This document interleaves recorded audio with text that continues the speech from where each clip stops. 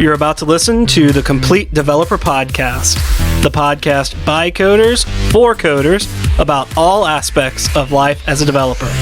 I'm Will, the curmudgeonly experienced developer. And I'm Beej, the optimistic newbie developer. Complete Developer Podcast is supported by listeners like you. We are now on Patreon at www.patreon.com/Complete Developer Podcast. Welcome to another episode. This week, we're discussing imposter syndrome. We'll start by defining imposter syndrome, then talk about a few ways in which you can avoid or work through the experience. Finally, Will and I will share a few stories throughout the episode of our experiences feeling like a fraud. But before we get started, Will, what have you been fighting this week? Imposter syndrome related to sales a little bit. Nice. I'm getting pulled into some marketing discussions and stuff. I went out to a client site physically, ran into my boss from one of my early jobs, actually. Cool. Mine and he who shall not be named. We worked at this one place. And not at the same time, though. No, he took my job over when I left, actually. Yeah. And this is the guy that, showed me how to make a test plan that doesn't suck. And, Cool. all that kind of stuff, and really stayed on me about, improving my skills a lot.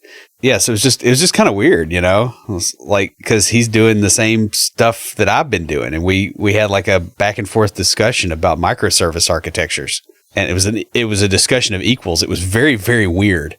But, I'm going to, client sites and I'm talking and I'm the technical contact in the room. I still feel like, okay, should I really be here or am I going to screw up? Yeah. I don't quite have it over the hump on that yet. How about you? So I started on a new project at work this past week. The previous project I'd been working on is in test, so we're still giving it a couple of days a week for bug fixes, but I'm also getting to build something new. It's kind of interesting because at the lead meeting, I heard through the grapevine that the manager of our BAs and program managers had said, yeah, I don't know what happened. They had 1 day of development and got 28% of the sprint done. I was like, yeah, that's because we planned in the bug fix days for the old project. So, we only have so many days that we're working on this project, the sprint. So we actually planned appropriately and we're getting things done at the rate that they're supposed to be getting done. So that's pretty cool. Also, last week was week 1 as a permanent employee. Very nice. Thank you. It is kind of nice as today's President's Day and we're closed. So I actually get paid for not working. Yeah, see, whereas my response is hey, I didn't sit in traffic as long. And I didn't have to, I didn't get into work late because I didn't have to take my daughter to the bus stop, which, that takes such a huge chunk out of my morning. You don't ever realize it until the days that you don't have to do it. Yeah. Well, I had a guest visiting, and also my sister was in town today, so I had breakfast with my sister and my nephew as they were heading back up to Cleveland, Ohio, and then took a friend of mine over to the Hermitage, which is Andrew Jackson's home. Yep. And so we spent President's Day at the home of a president. Yes. So that was kind of cool. Not working today meant I didn't have to wake up to an alarm clock this morning. But very nice. Yes. But you might have. So let's go ahead and roll the music so I can tell you about a fun IoT way to wake up in the morning.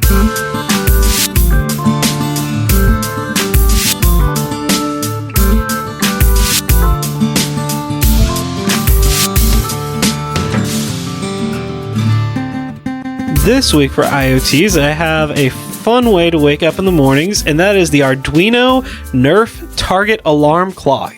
This project is a great introduction to piezoelectricity, which is electricity formed when matter is deformed. This project uses a piezo crystal to detect the Nerf dart striking the surface of the clock. It looks at the oscillation made by striking the surface to determine if it is a Nerf strike or a finger tap or something else. Weird. Yeah, it's really cool. The video has a oscilloscope, and it's really neat, to be honest with you. And the fun thing about it is it doesn't have to be used as an alarm clock because it'll signal anytime a Nerf dart hits it. So with a little bit of tweaking, you could make 2 of these and keep score. But it's pretty cool. There's a great video tutorial on the hardware and then another video on the software and how to write that. So I will put those links in the show notes and you guys enjoy. Who's talking to us this week? We got an iTunes review from Joe Z. Just discovered this show thanks to a tweet, and I've been chewing through the episodes ever since. These guys are smart, funny, and chock full of personality. The hosts have 2 different backgrounds, which make for great and insightful perspective. Love it. 5 stars. You guys don't see the cheesy grin on Will's face. But hey, Joe, thanks so much. We really appreciate the 5 stars. And the accusations of having a personality. Yeah, exactly. But send us an email to neckbeards@completedeveloperpodcast.com because we have a Complete Developer water bottle just for you. And guys, if you'd like your very own Complete Developer water bottle, leave us a review on iTunes or comment on the website or any of our social media. We post all of our episodes to Facebook, Twitter, LinkedIn, and Google+, and we're also on Path and Tumblr. Want to take a moment right now to remind y'all that our friend Bethany Adams has released her second book. So to celebrate, we're running another contest where we'll be giving away an autographed copy of one of her books. It'll be the winner's choice. We'll be announcing the winner the first episode in May. And to enter, leave us a review on iTunes. Again, we love seeing those 5 stars. And once again, thanks, Joe, for the 5 stars. So what is imposter syndrome and when does it strike? I grabbed a definition off of Google. It was basically the first thing that comes up if you search for this.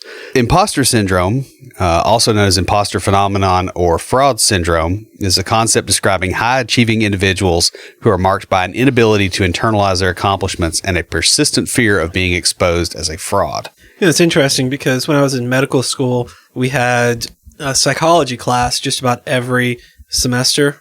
One class in that course was dedicated to imposter syndrome. Well, yeah, because that's dangerous for medical professionals. Almost every semester, we had quite a few talks about imposter syndrome. And usually, as to when it hits you, and this is at least my experience, and I know, feel free to chime in, but what I've seen is it hits people once they're past the beginner level and they realize just how vast the scope of things are that they don't know. It seems to hit a little bit later, the smarter you are. Because, again, it's basically how far you can coast before you plateau. Well, it tends to hit when you realize it's a second order ignorance problem. Or is it second or first order? It's a transition of the degree of ignorance. Yeah, it tends to hit when a lot of things that you were second order ignorant of become first order ignorant, where you suddenly know how much you don't know. Versus not knowing, which is very comfortable. And, especially as you go up in skills and everything else like that, there will come a point where that hits you all of a sudden and it's awful.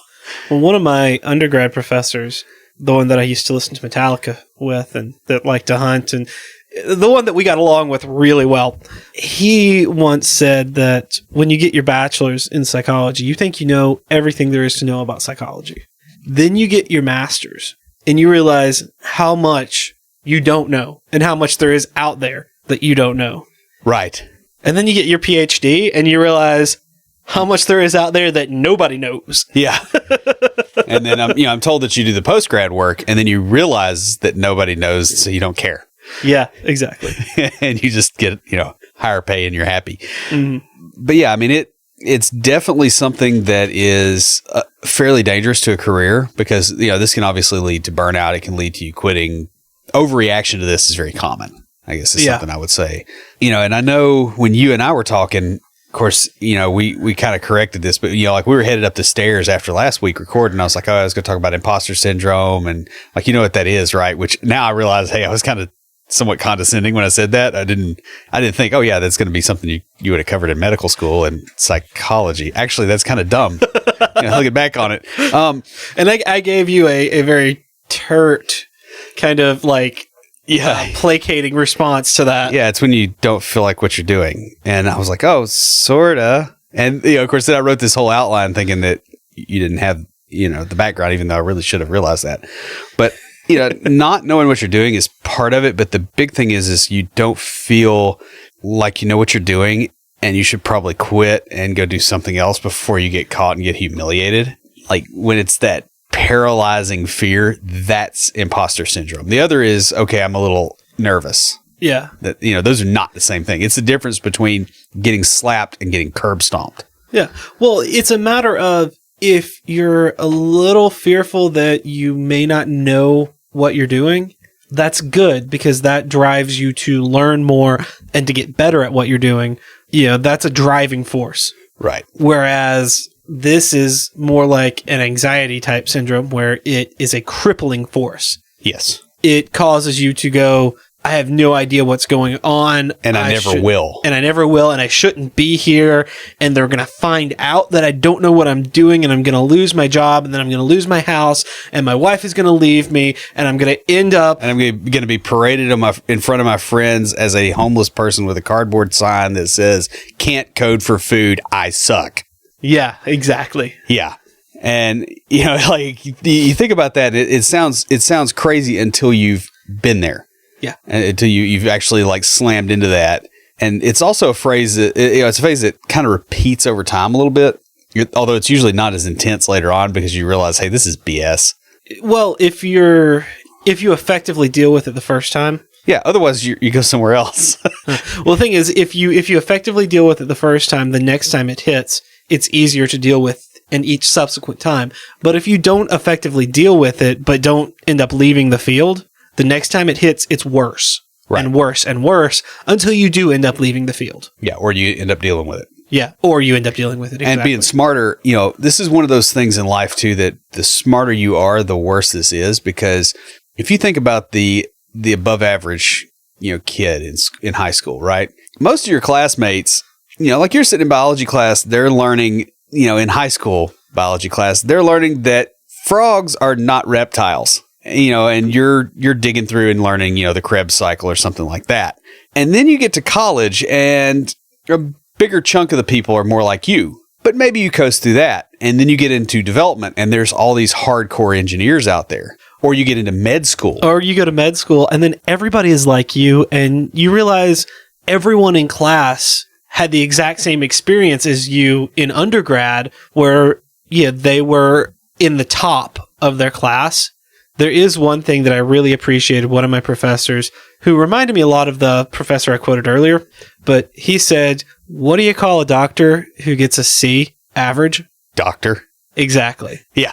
He's like, if you are getting average grades, C grades, and passing your classes, you're an average doctor. Right. You're average. You're an average elite.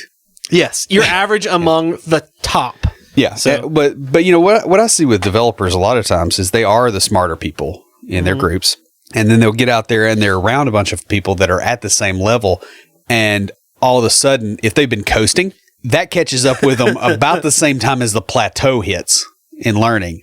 And then there's this freak out because, hey, they don't know what to, like you don't have good study habits even. Oh, yeah. I ran into that in med school. Yeah, I remember. I got punched hard in the face. I was like a 2x4 to the face on that one because I'd never had to study hard. Yeah. You remember. I mean, I studied before. I remember how you studied. Yeah. Let me get my beer. Yeah. And then I go to med school and watch TV and listen to music and I'll study. Yes. At the same time. Yes. And that was how I studied because that's what I could do. I could get away with that in undergrad and grad school even. But when it came to med school, that was a complete different story. The funny thing is the people who did best in med school were the ones who weren't quite as intelligent.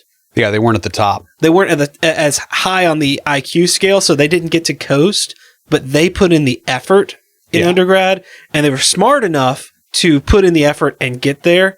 Well, they already had the experience of putting in that effort, so they get to med school, and it's just like more of the same. Yeah, it's not any worse. Yeah, whereas those of us who had coasted on our intelligence get to med school and we're like, holy crap, I have to study? Yeah, because, the other thing, too, that's scary is when you're used to being at the top and then you get around people that are also used to being at the top. And they're better. Yeah, oh, yeah. And they put a whooping on you. Like, that's a horrendous feeling. So, I mean, I'll tell you guys one quick story, and this is an imposter syndrome story from med school. We broke up into teams. Like, they broke us up into teams of 4 or 5 people doing anatomy lab per cadaver. Right. And one thing we would do is we would stand around and we would quiz each other while we were working. So you're doing kind of mundane work, like I won't go into details. Sawing the head open, mundane stuff. I got you. Yeah. I was going to not say that, but okay, yeah. You're doing just kind of like the things like cleaning up an artery as it runs through the arm or something, which is not a lot of major thinking, but it's just like a lot of physical work. So we're quizzing each other. And it always frustrated me because I felt like I didn't know anything. That was the first time I really faced imposter syndrome.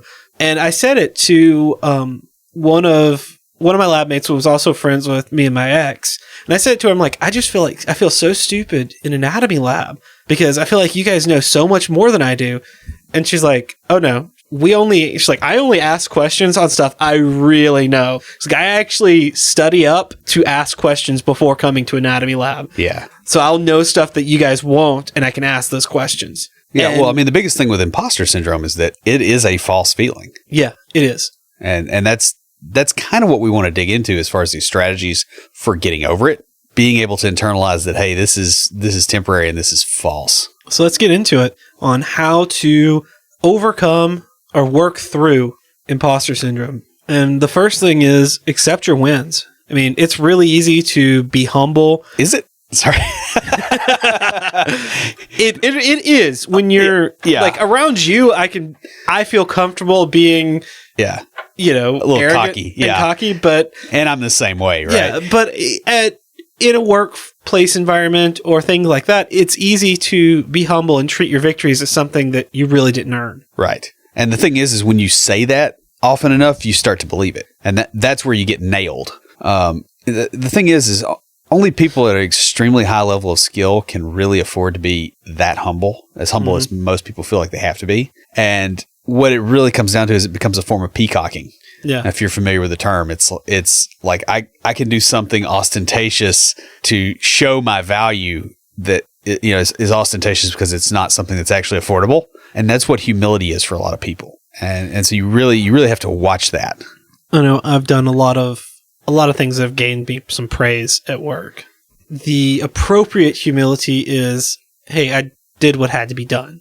Yeah. Not saying I didn't work hard. I didn't do a lot to get there, but it's not because I'm some superhero. It's because it needed to get done, so I did it. Yeah. Because, I mean, you got to also think, too, about, if you have trouble, accepting the praise, remember that there's other people out there, too. They see something awesome that you do.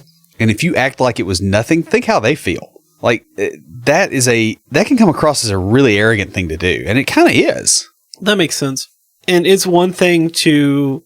Like, it doesn't mean brag, right? It's one thing to have stepped in and worked on a team that ultimately saved a project from failing and getting praise because of that. And when it gets too specific to you going, hey, I was part of the team, that is distributing the praise as opposed to... It wasn't a big deal, man. It wasn't a big deal. And then the other people on that team that are like, we worked our butts off to get this out. Yeah. It's really, really easy. It's rude to them, and it's rude to yourself too, because they're going to go, oh, well, that wasn't a big deal, so you can do this like harder thing in half the time then. Right. Since you barely got this. Yeah. And yeah, it really sets up a dynamic that you don't want. And it's one of those things you should deserve victory. Yeah. When you get it, and like accept that, and you'll feel better. For those of you Terry Goodkind fans, that's Wizard's 8th rule. I forgot about that. I knew I got that from somewhere. The next one, and this one is going to sound a little counterintuitive, especially if you're already scared that you shouldn't be doing something, is to jump before you're ready to leap. And the reason I suggest this is that the greatest personal growth comes by taking on what you don't think you're quite ready to handle. You need to do something that's fairly close. Like don't go way, way above your level where you're going to fail, but just a little bit, because this does a couple of things. One is it will force you to grow. You'll either grow or you'll fail. And either way, where you are. But typically what happens is this forces you to push yourself a little harder, to stretch your abilities a little bit more. And that actually helps override the imposter syndrome feeling. Because when you're feeling like, hey, I can't do this one thing, but all of a sudden I jumped out here and I did something even harder, like that imposter syndrome comes across as really stupid, and you sort of just drop it after a while. It usually takes a few repeated, applications of this technique, obviously, but I mean, it'll help a lot.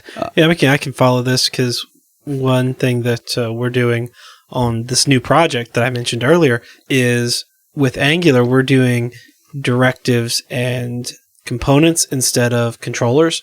Right, because you're getting ready to shift to 2. Not exactly. There's no plans to shift to 2. We're just setting it up so that we can say to the higher ups, oh, yeah, we've been building things ready for 2 for so long.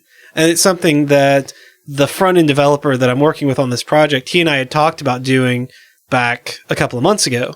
We went through some Pluralsight courses on it and things like that. And then when they paired us up on this project, we sat down and talked about it. He's like, because I'm the back-end developer, but he knows I do some front-end stuff. He said, I want to do this. I'm like, I'm all for it. Let's go. Because he knows Angular better than anyone else there. I'm like, all right, so I'm working with our best guy on Angular, and this is going to be really good because we're going to be able to actually do this. And then going into the future from this, the next project will be easier. And just jumping past the fear. Oh yeah. And getting in there, like, even if you fail, you know where you are, right? Like, knowing that, okay, I'm not able to do this yet is way, way better than going, I might not be able to do this yet. Oh yeah, that's very true. Like most things are easier once you're on the other side of them. Just as far as the ability to do something comes after the thing. Like I don't know if you remember the movie 3 Kings, where I forget who the actor is now. He's talking to this guy, and he's like, when does, the guy's like, well, I'm scared. And he goes, yeah, you get over it after you've already done it. And the other guy goes, well, that's stupid. He goes, that's how it works. Yeah, that is so true. And there it is. Part of that goes into number 3, which is put yourself out there. Nothing kills the sense that you are fake as fast as a 10-minute conversation with the type of people who are trying to do what you're trying to do. Yeah. And there's a lot of reasons for this. I mean, first of all, it's not an insult to either of those people or to you, but when you're in a field, it's very easy to get in a bubble and think that the people that are the top of the field are your direct competitors. Like, I have to, let me be as productive as Mads Christensen, right? Like, that's not going to happen anytime soon, and I've been at this for a while. Like, you don't want to compare yourself to those people. That's not healthy. If you're not careful about, hey, letting this actually drive you somewhere, but you're comparing and going, oh, I'm just beaten. I know I've talked about this. I just recently spoke at the IT Professional Association for the state of Tennessee. And one thing that I talked about was exactly what you're talking about. And that is comparing yourself to others. You really can't do that. The only person you can compare yourself to is yourself. Yeah. Compare your current self to your previous self to see the progress that you have gained over time. Well, the other thing too is it's really hard to value your skills appropriately. Like, putting yourself out there is like a price discovery mechanism. Yeah. It's saying, what am I bringing to the table, and what is its actual value to the people that want to consume it, versus what I think the thing I have in abundance has in terms of value. And those two things are very, very different. And this like forces you to actually confront that. Another thing too is you end up learning a lot by teaching. Just in terms of how you have to put things to make them clear. Did you pull this point from my outline? You talked about that too. I mean, it's one of those things. It's when I was talking in that presentation about my own personal path into development, I pointed out that you knew I did not learn very well from having things handed to me. Right. I learned by going out and figuring things out so I could show other people, which is what ultimately led to this podcast. You would give me topics and say, hey, go learn about this so you can tell me about it. Yeah, I mean, that is the way you learn. The other thing too is that tends to, just that exposure to other people is really good for making sure that your own self-perception is somewhat accurate, because it's not going to be otherwise. The next one is to plan ahead. there's something to be said for being adequately prepared for what you're doing. Like, that's how you get the flow where you look like an expert, and eventually you do it enough and you are the expert. It's one of those deals where you're setting yourself up to fake it till you make it, and to be able to fake it well enough to actually make it. Yeah. I mean, because I ran into a friend this weekend who I haven't seen in a couple of years, right? Like, he's a guy that, I mean, I think enough of him that every batch of wine I make, I pull a couple bottles out for him. So he had a box of wine down here. He had 8 bottles of wine. As opposed to the box of bottles I gave you the other day? Yeah. Actually, yeah. And I was sitting there thinking, I'm like, wow, last time I talked to him, we didn't have the podcast. It's been that long ago since you talked to him? Yeah, like face to face. Yeah. Okay. And I mean, I started thinking about it. I'm like, holy crap, and then you start looking back over all this. It's like, man, I've kind of busted my hind end. I've not been slacking at all. Yeah. But it's real easy to go, hey, I slacked because I didn't code 10 hours this weekend. Oh, dude, I totally get you. I had a friend in town. Yeah, you didn't do crap this weekend. I did not.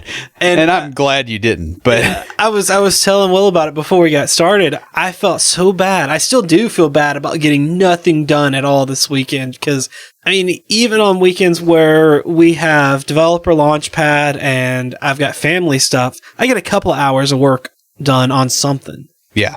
I did nothing at all from the time I got off Friday to about an hour before I came over here.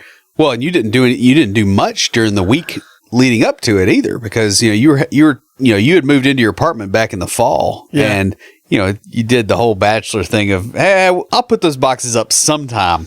Well, part of the problem too was my parents moved out of their house where I'd been storing a lot of stuff, and I thought, all right, I have a small storage unit. I need to go through things. I'll just put them all in my apartment. That way I have to. Yeah, that way I have to go through them. Yeah. And I had been going through maybe about one or two boxes every few weeks. And then all of a sudden, I got someone coming to stay with me and got to go through them all fast. Yeah.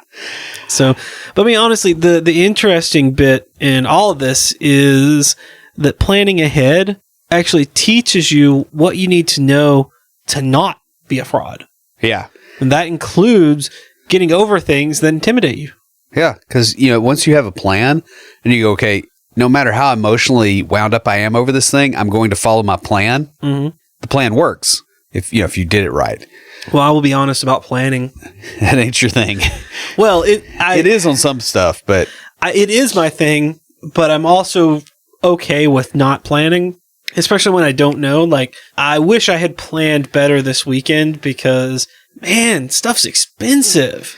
Yeah, like you take someone to the Country Music Hall of Fame, and then you go to the Hermitage, and you go do this and you do that. And if I had planned it out, I would have planned, an expensive thing and a cheaper thing each day.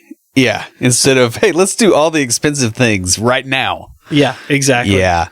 The other thing with planning is that if you've got kind of a written plan of what you're going to do, you can run it by people. And, other people's expertise in your network, like, don't think of yourself as a single box, because you bring your network to the table. Like, I mean, I know, at work, if you get stuck on something, you send me a message.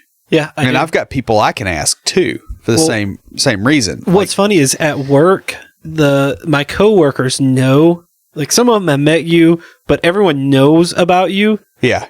And sometimes they'll come over and they'll ask if I have any experience in something, and if I say no, they'll say, "Does Will?" Yeah.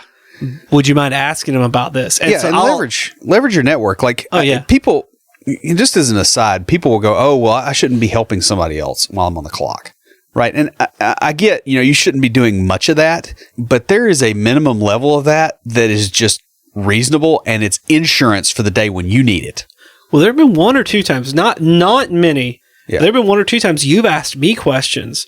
Yeah. That I've gone and asked because you got front-end developers. Yeah, you got a bunch of JavaScript people there. Yeah, I do. And I don't. Mm-hmm. And, don't look at this thing as something that's outside of you. It's part of what you bring to the table is your network. It isn't just you and your skills. It never has been.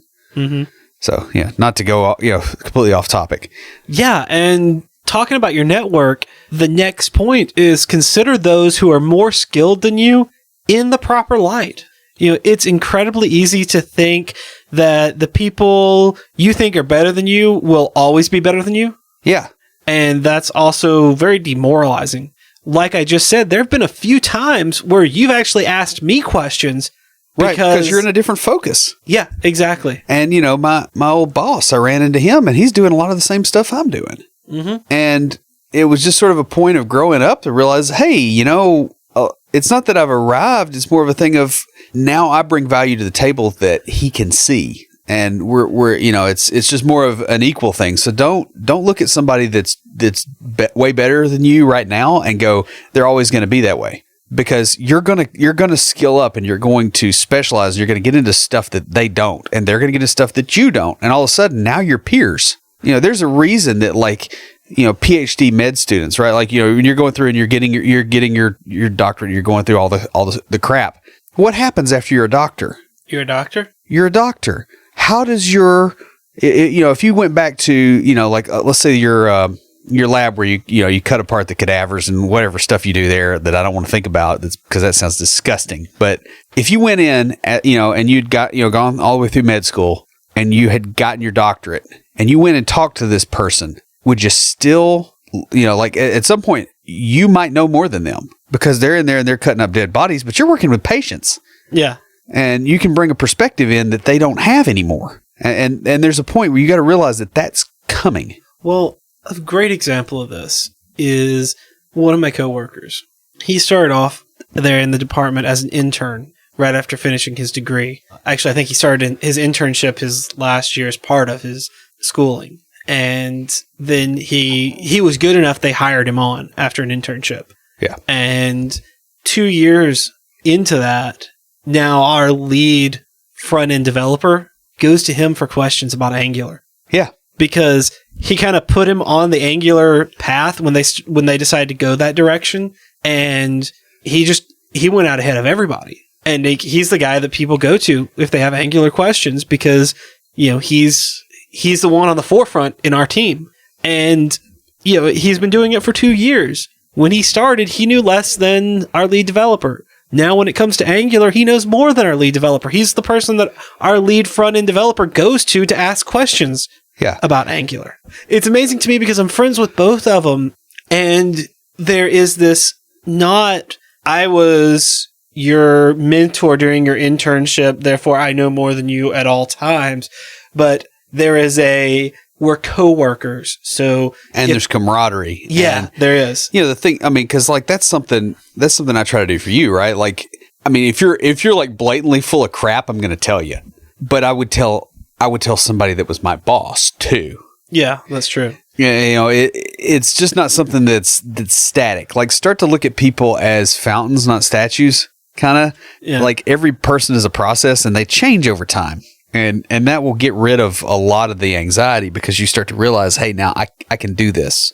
The other thing is the people that are better than you, if you can get your ego out of the way on that, it's a lot easier to get help from them. Yeah, if you can get the right questions for experts, all of a sudden they're a resource and not competition. Yeah, and when you approach them too, and you have this awe and this, this trembly, oh, this person's always going to be better than me. And that is a major, as somebody that's a senior developer that mentors people, I really, really hate that because I know that this person's not being honest with themselves about the value they bring to the table. And it's hard to help somebody like that. Whereas if it's somebody that's got enough swagger to come up there and go, hey, how does this work? I'm more likely to help them. And I don't feel awkward because that overly clingy girlfriend attitude that the people come at you with that stuff. You've had this too, right? Yeah. And it's uncomfortable. So you get better questions and better feedback with people by realizing that not everybody knows everything, and that's okay. I don't want to say I've trained the developers a little bit more junior than me, more that I've developed the expectation that they have already looked it up. Yeah. And so when I get questions from them now, it's, here's what I found, which is what you did with me. Right. It's the exact same thing. And there's a very good reason I did. Yeah, and it's, here's what I found, here's what I don't understand about it, can you help me? And I will tell you, coming to me with, here's what I've found looking it up on my own. And I understand this, but not that aspect of it, which I do get that fairly frequently. But coming with that, it makes me want to help you more. Right. Because to me, that says you've tried. And you're coming to me as, hey, you've got more experience in this area than I do. I really, I'm trying to understand it, but I'm stuck. Well, it's like watching, it's the difference between somebody, struggling to carry a heavy burden. Like you kind of have a tendency to want to help those people versus the person that is sitting there with the burden on the floor going, oh, can you pick that up for me? Yeah, exactly. It's a mindset shift that is really advantageous if you can get there. Mm-hmm. And that really leads us into the next point, which is to realize where you are better than the experts. Yeah. And that may not be a coding thing either, right? Mm-hmm. I mean, this is a broader life principles thing. There's people that are way better software developers than me, and they have issues in their personal life that I can actually help them with. It's really easy to see those experts as being better at you than everything. Right. And no one is. Yeah. You almost certainly have some deep knowledge of something that the programming professionals, the experts that you look up to don't. Yeah. And you really need to not undervalue that. Right. I mean, well, like, I look at how many software developers I know, that have got really poor social skills. Like they can't mm-hmm. get into a marketing or sales conversation, or they can't just deal with other people in the office, or it's, the guys that can't deal with girls, or, mm-hmm. They've got weight issues. Like all these are things that I've overcome already. And, I can help them and, they can help me with stuff and we can form an ecosystem versus me going, oh, well, they're so much better than me at all this stuff. It's like, no, look, dude's 400 pounds and, he creeps out all the girls and he's got a kind of a funky body odor. Like, yes, he's very good at Linux and he works on kernel modules. If he's got this area in his life, I can actually help this person. I can make his life better by making mine better. It's a mutual. Right. It's an economic system. Yeah. Yeah. That's a great way of putting it. It's very economic where you can help him in one aspect and he can help you in another. But if you don't realize that and you just go and I idolize this person, then it's very easy to not see that opportunity and for both of you to lose. The other thing too is, especially in tech, there's a bit of, I guess it's monomania. People get on something and they just keep hitting that one thing and that's all they've got. Well, it's like we get into something and we put those blinders on. Yeah. And that's all we see. And that's really good. It's good for raising your pay rate. And it's really good for your job and for certain aspects of your life. Like with me, when I found out that a lot of the jobs I was applying to were looking for Angular developers, I put the blinders on and I didn't look at any other JavaScript frameworks at that point in time. You remember when this happened. Yeah. And I got very focused on learning Angular. Yep. And you know what? I got a job where I'm primarily a back-end developer, but on the front end, we use Angular.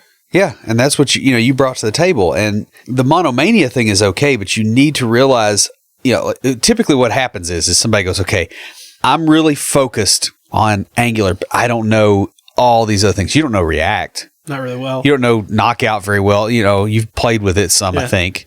Yeah, because I made you. Yeah, I was like, the only reason I know Knockout is because of you. Yeah. React, I kind of looked at to complete the allegory here, I was looking at all the JavaScript frameworks. I was kind of suffering a little bit of analysis paralysis at the time. Yeah. Because there were so many frameworks out there, and I couldn't pick which one I really wanted to focus on because I didn't know enough about each one. And then I had a recruiter whom I had said, oh yeah, I think Angular is interesting. I'd like to learn more about it. So she put Angular on my resume.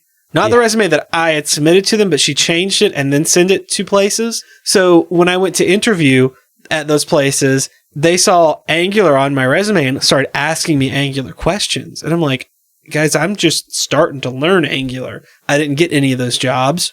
But before I found out what she'd done, what it said to me was, oh, this has value. Yes, this has value. Places want Angular. So I put the blinders on. I said, all right, that picks my framework for me. It's like the back-end framework. I picked .NET C#. Embedded big part because that's what you do, but the reason you do it is because that's what's here in Nashville. Yeah, that's a big thing. And every developer does this, right? Yeah. Like they get into the monomania thing, and then you get so far in and you're like, I don't know anything about all these other things. You see the ignorance yourself, but you look at the other guy over there and all you see is their success. Yeah. It's like the Facebook thing where like you're getting their highlight reel and you're watching your bloopers reel. Well, it's like when I was learning C#, a bunch of my friends in other areas were learning Ruby. Yeah. And I was like, man, that Ruby looks really cool. But then I looked at it, and I mean, what you told me was, you said, go to Career Builder, look at the Ruby jobs. Yeah. There was one. Yeah. And then you're like, look at the .NET jobs. There were like 30 or 40 pages of them. Yeah. Yeah. I mean, it was just like, that's all there were .NET jobs. Yeah, but the big thing is like understanding that most people are going to approach this with that whole monomania thing and realize that means that they're missing out on other things. And those are probably things that you have. Just because it's kind of two-edged here, because you may have something that they don't have, but also for yourself realize just because they have it and you don't doesn't mean you're bad or doesn't mean you're a slacker or anything. Right. Because you've put your focus in one area. It's like, I know Angular pretty well. I don't know Knockout. You know Knockout really well. Better than I wish. I wish I had shifted it to Angular, but yeah. But it's one of those things where just because I don't know Knockout and you do doesn't make me a bad developer. Right. You know, and just because you know Knockout and don't know Angular doesn't make you a bad developer. Right. You know, and that's the big thing. You know, the other thing too is like realizing what you know that the experts don't, or where you're better than them at something. That doesn't mean trying to tear them down. And I don't know if you've run into the haters yet, but I know I have one or two because I post stuff on Facebook to trigger them because I'm kind of a jerk. Yeah, yeah, you are. You know, but it's like I can post like a sentence and these people will post like 4-page essays in other places because they're mad. And I'm like, I took 30 seconds and I wasted 4 hours of your day. And but you'll get that. And like, don't be that guy to the people that are doing better, because it's a waste. That doesn't mean that I'm not going to call you and rant to you a little bit about it. Oh, yeah. You're not going to call me and rant to me a little bit about it. Yeah. But you got those friends or there are about 2 or 3 people where I work with that I can just, like, I've got a lot of friends, but there's 2 or 3 people that I can really just go to and be like, I'm frustrated about this. I just need to rant about whatever. And they'll let me rant and they'll be like, all right, and how does that affect your job? I'm like, it doesn't. I just needed to get it out of my system so I could focus better. Yeah. And they know that, and they can come to me with that too. And so it's a mutual kind of thing, but really having that is just one of the greatest things ever. The jobs I've had where that have been like more intellectual based that I've enjoyed, I've had people there that I could go to and just rant or get stuff off my chest without fear of it coming back to management or it coming back to the wrong person. Yeah, it's that trust thing. Yeah, but you don't want to go around tearing other people down. No, you don't. And you and I've got a good friend who's an old-time strongman. And this dude grabs like horseshoes and bends them into hearts. Yeah. Okay, he's that strong. I have seen him break a coconut with his hand. Yeah, he could do that. And then he gets on YouTube and there's somebody that's like, well, you know, maybe you should try like, I don't know, can you do could you stack 2 coconuts and only break the bottom one? And he goes, well, can you? Of course I can. You know, and it's like, don't be that guy. That guy's a waste of flesh, man. Mm-hmm. And, you know, that will not get you over the imposter syndrome. Rather, it hides it. And then when you do finally get smacked down by reality, it is so much worse. Oh, yeah. Next is... stop when you get to your limit. Exactly. Sometimes imposter syndrome doesn't come from pushing your limits, but instead it comes from trying to exceed them when you really shouldn't. It's like in the gym, right? If you're doing squats or deadlifts or lifting something heavy and you go a little bit above what you could do, then you have growth, right? You know, you get to the point where you do a little bit more than what you were able to do before, you'll get growth. But if you add 100 pounds to your previous max, you're going to get injured. And it's important to know the difference between those two things, because it's true in intellectual pursuits as well. One of my first gigs, actually my second gig right out of college, after the first one dried up, was trying to build software to manage scheduling for massage therapists. Okay, I just had a full-time job for a little over a year. I was real green. My SQL was not great. I didn't understand a lot of things that went into that. And, I couldn't really build apps. I couldn't really architect apps. And yet I was sitting here trying to build this application, and I spent 14 hours a day trying to do it. And it was way beyond what I was capable of at that point. Like that absolutely broke me for a while. And I've had 2 or 3 others of those as well, where I've taken on stuff that I wasn't capable of. So you want to take on stuff that stretches you, not stuff that breaks you. Oh yeah, I completely understand that, because I'm in a job where they are stretching me. Yes.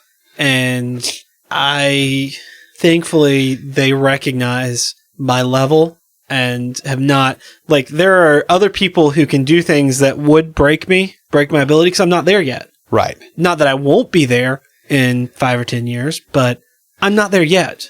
Yeah. Well, I mean, think about I always like to use weightlifting analogies for this, because people are really, really scared of dying in the gym from doing something stupid, even though very few people actually do that. Yeah. But a lot of people get hurt back. So people can kind of understand this is, if I add 5 pounds to what my previous max was, I can probably lift that without, really, really hurting myself. But, if I had 100, it's not going to go well. And what's going to happen next week? Well, next week, I'm going to be down 100 because, I slipped a disc. Well, okay, if you slip a disc, you're not going to be down 100. You're just going to be down. Yeah. Right. So, kind of keep some sort of mental health safety thing in mind there. And, take stuff that's a little above your depth, but don't take stuff that's way beyond your depth. And remember, it's okay to end up over your head. It's part of the learning process. And if you're not getting over your head on occasion, you're not learning. Yeah. And I find myself... I agree with this. I really like the way you put this, because a lot of what I do is, kind of the same stuff, building very similar things. But then every now and then I find myself over my head. I'm coming to you, or I'm coming to, what I usually try to do is go to other people in the office. Right. As I've gotten more comfortable with that, I go to them because I can translate what they say into what works for me. Whereas you do the translating for me a lot of times. Yeah.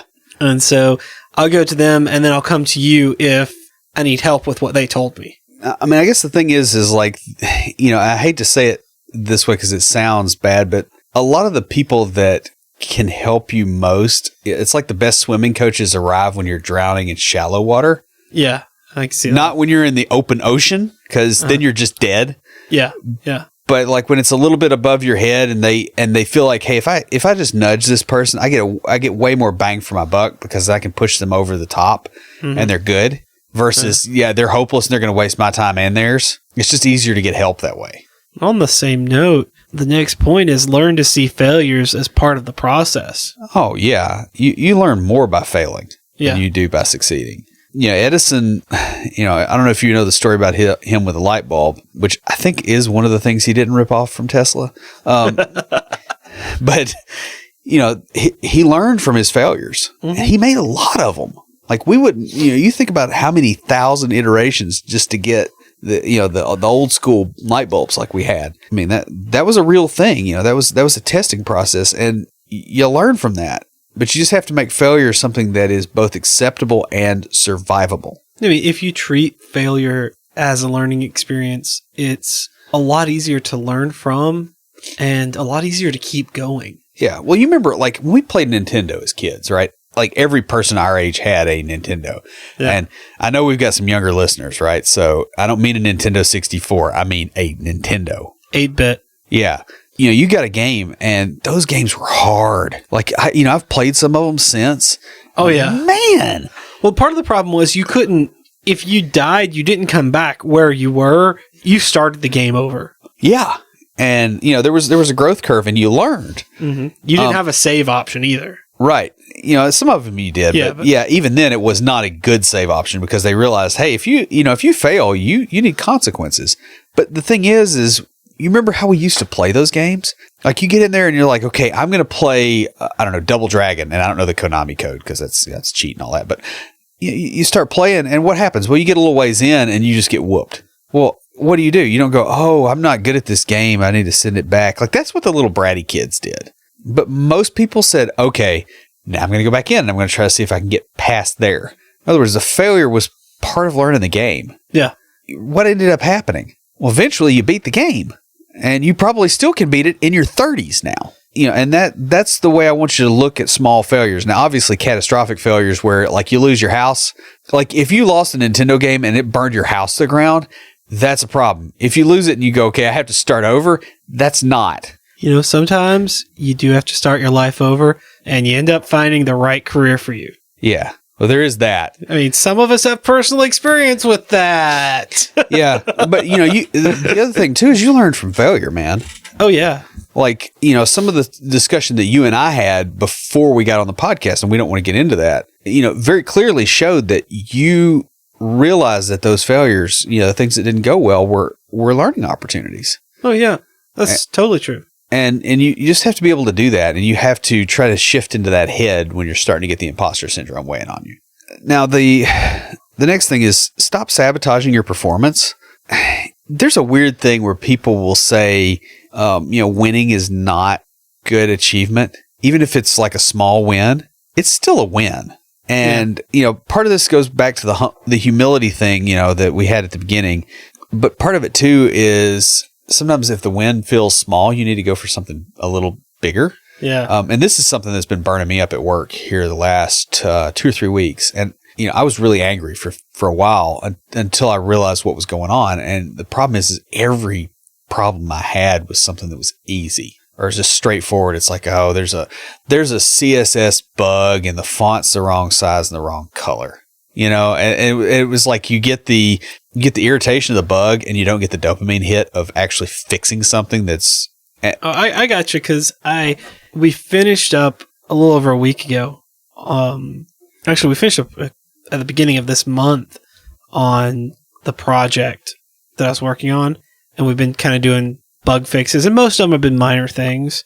I mean, I was doing for a week or so there, I was hitting 10 to 15 bugs a day. Yeah. Because most of those bugs were, this word should be capitalized when it's not, or this font is wrong, or those. And that's those what I'm dealing with. Things. Yeah.